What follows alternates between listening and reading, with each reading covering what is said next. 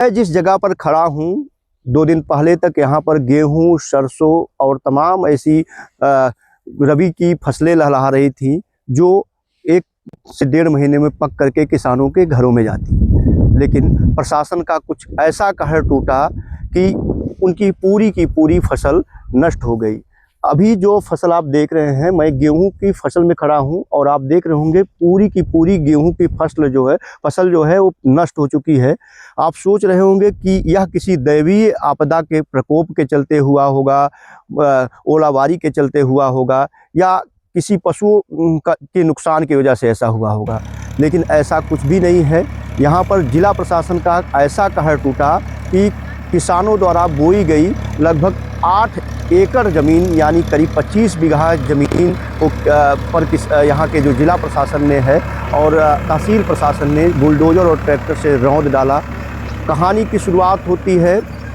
भानपुर तहसील के अजगेवा जंगल से, और अजगेवा जंगल का ही एक रेवेन्यू है, एक कुरवा है, भदना गांव के नाम से जानते हैं। यहाँ से करीब 5 किलोमीटर दूर रहने वाले एक दूसरे गांव के व्यक्ति ने सरकार के जन सुनवाई पोर्टल पर यह शिकायत की कि करीब 25 बीघे ज़मीन पर, चारागाह ज़मीन पर गांव के कुछ दबंग लोगों ने कब्जा कर रखा है। उसका इतना बड़ा प्रभाव दिखा कि जिला प्रशासन आनन फानन में यहाँ भानपुर की जो नायब तहसीलदार हैं पूजा वर्मा जी के अगुवाई में आता है, ट्रैक्टर लाता है, बुलडोज़र लाता है, और जो उनकी खड़ी फसल है जो अभी कुछ ही दिनों बाद वो कट करके किसानों के बखार में जाती, भंडारण होता और उससे किसानों का पेट भरता, उस पर पूरी तरीके से कुठाराघात कर दिया, उसे रौंद डाला। और आप देख सकते हैं कि पूरी की पूरी फसल को नष्ट कर दिया है। किसी तरह की कोई आशा नहीं की जा सकती है कि किसान के घर में फसल कट के जाएगी। और जिस तरह का आरोप लगाया गया था कि इस पर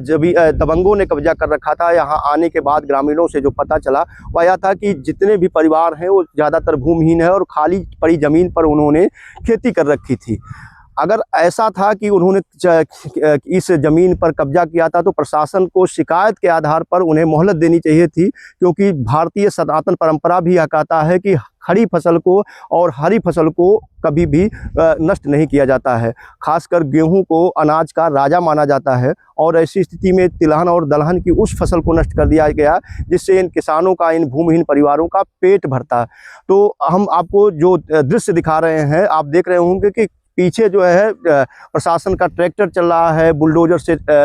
इस फसल को नष्ट किया जा रहा है। निश्चित तौर पर प्रशासन की जो प्रशासन ने जिस तरह से इस कहर ढाया है उसकी अमानवीय छवि को पेश करता है, और योगी जी के उस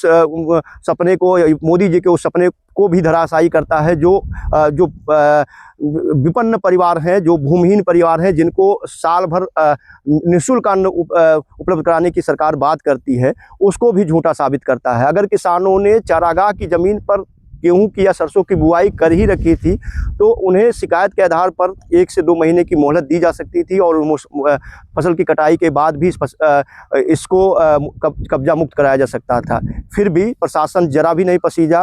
पूजा वर्मा जी और तमाम तहसील के अधिकारियों ने किसानों की खड़ी फसल को पूरी तरीके से रौंद डाला। या किसानों की फसल नहीं बल्कि उनके सपने को रौंदा गया है, उनके खून पसीने की कमाई को रौंदा गया है। और जिस तरीके से यह लोगों में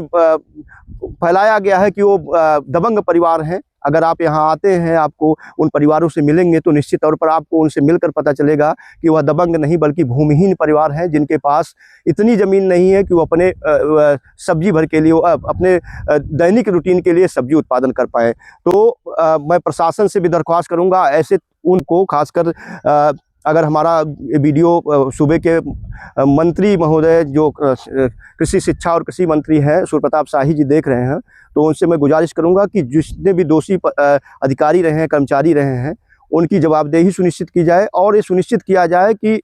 उन किसानों को मोहलत क्यों नहीं दिया गया कि वो अपनी फसल काटें और उसके बाद कब्जा मुक्त कराया जाए। इस हरी फसल को क्यों नष्ट किया गया, यह भी एक सवालों के घेरे में है। तो आशा करता हूं कि सूबे के कृषि और कृषि शिक्षा मंत्री इस पर एक्शन लेंगे, और चूंकि मेरे कई ऐसे वीडियोज़ पर, कई ऐसे सवालात पर आपने एक्शन लिया है और लोगों को न्याय दिया है। तो मैं आशा करता हूँ इस जगह पर भी उन किसानों को न्याय मिलेगा, उनको मुआवजा मिलेगा। भले ही उन्होंने चारागाह की ज़मीन पर खेती की थी, लेकिन उन दोषी अधिकारियों और कर्मचारियों पर भी कार्रवाई की अपेक्षा करता हूँ जिन्होंने इस खड़ी फसल को, हरी फसल को नष्ट किया है।